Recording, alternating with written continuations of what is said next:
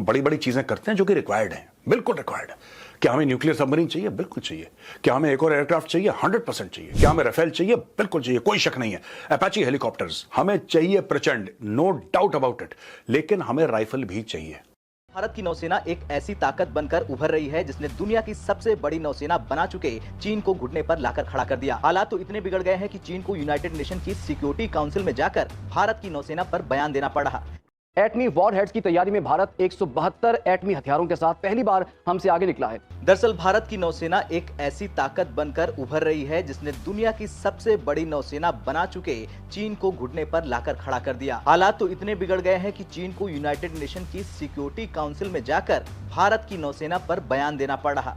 चीनी think tank का दावा है कि भारत की आक्रामकता उसके लिए चिंता का विषय है, लेकिन असल में चीन भारत की बढ़ती। तो जय हिंद, डेली स्पेशल में आपका स्वागत है। दोस्तों, खबर निकल कर आ रही है कि भारत की बढ़ती ताकत देख चाइना और पाकिस्तान के हाथ पैर फूल रहे हैं। दोस्तों, भारत ने सेना के लिए हथियारों का अंबार लगा दिया है। दोस्तों, भारत की अभी अमेरिका से 75,000 राइफल की डील हुई है और भारत ने घातक न्यूक्लियर सबमरीन अरिहंत को समुद्र में उतार दिया है, जिससे चाइना अंदर तक कांप गया है। और दोस्तों, भारत प्रोजेक्ट 18 पर भी काम कर रहा है, जिसके जरिए 10 से 12 युद्धपोत भारत को मिलेंगे। और दोस्तों, भारत की सबसे खतरनाक मिसाइल ब्रह्मोस को हर शिप पर लगाने की तैयारी चल रही है, जिसका नाम सुनकर ही चाइना कांप जाता है। दोस्तों, अब तो चाइना ने भी यूएनए की सुरक्षा परिषद में गुहार लगाई है कि जिस तरह से भारत खतरनाक हथियार का परीक्षण और इकट्ठा कर रहा है, यह चाइना के लिए खतरा है। दोस्तों, भारत की अग्नि 4 का भी 6 सितंबर को सफल परीक्षण किया है, जो न्यूक्लियर वॉरहेड ले जाने में सक्षम है। दोस्तों, यह सुन पाक और चाइना दोनों की बुरी हालत है। साथियों, वीडियो में आगे बढ़ने से पहले आपसे एक रिक्वेस्ट है, अभी तक वीडियो को लाइक नहीं किया है तो लाइक कर दें और चैनल को सब्सक्राइब कर दें। भारत एक तरफ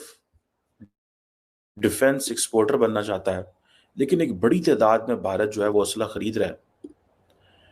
आपको शायद नहीं पता माजरत चाहता हूँ, आपको शायद नहीं पता, लेकिन मैं बताता चलूँ कि भारत तकरीबन 73,000 के करीब 6716 राइफल्स जो है वो खरीद रहा है।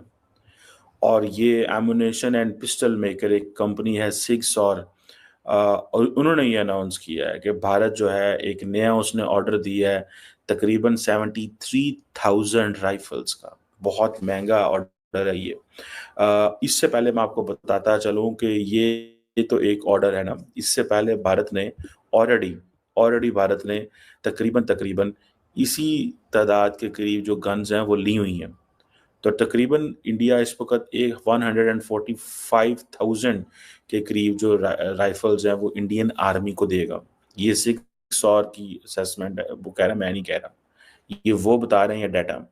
अब ये जो इंडिया अपनी जो फोर्सेस को मॉडर्नाइजेशन कर रहा है, ठीक है जी, और अब 6 और ये कह रहा है, I think I have to, मुझे जिसकी प्रोनाउंसिएशन है वो यही है, it used to be a German company, then I think Swiss company, then बिक गई अमेरिकियों के हाथ में, अमेरिका में इस वक्त है ये।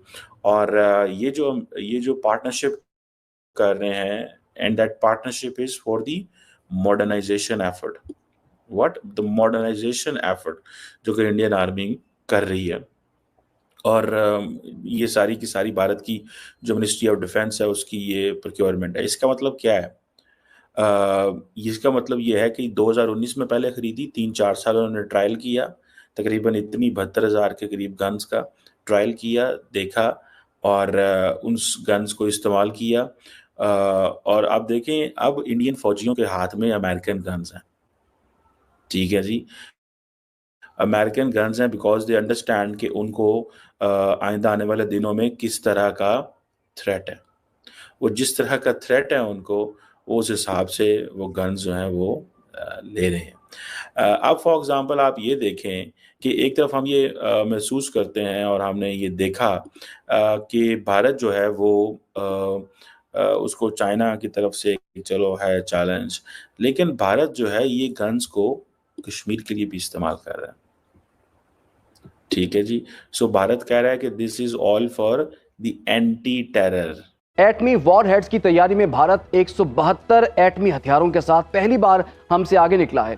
क्या इसकी वजह भारत के तौसीह पसंदाना अज़ाइम है या फिर पाकिस्तान के दाखिली मसाइल?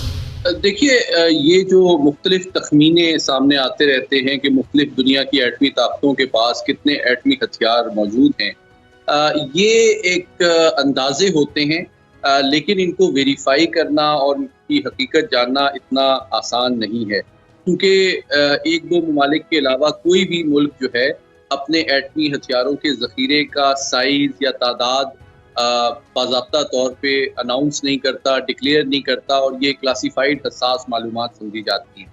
अलबत्ता ये जो तज्ज़िया और तख़मीना सामने आया है, जिसके मुताबिक भारत की एक एटमी हथियारों की एक तादाद या मिक़दार मुतय्यन की गई है, ये एक मग़रबी असेसमेंट है और जो कि हक़ाइक़ से बिल्कुल मुताबिकत नहीं रखती है।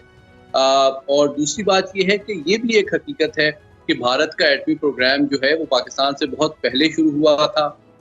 भारत के 8 एटमी रिएक्टर जो हैं वो इंटरनेशनल जो सेफ गार्ड्स हैं उसकी रिजीम से बाहर हैं और वो हथियार एटमी हथियार बनाने के लिए दस्तयाब हैं। जबकि पाकिस्तान की जो एटमी सलाहियत है उसका मकसद सिर्फ इस खित्ते में अमन को क़याम रखना है और भारत के तोसी पसंदाना अज़ाइम या जारहाना अज़ाइम की हौसला शिकनी करना है और इस खित्ते में अमन का देरपा क़याम मुमकिन बनाना है। जबकि भारत यकीनी तौर पे एक आलमी सतह पे एक तोसी पसंदाना सोच रखता है और उसकी ये जो सलाहियत है उसके बारे में मैं ये समझता हूँ कि जो मगरबी ताकतें हैं वो उतना तशवीश का इजहार नहीं करती जितना कि उनको करना चाहिए।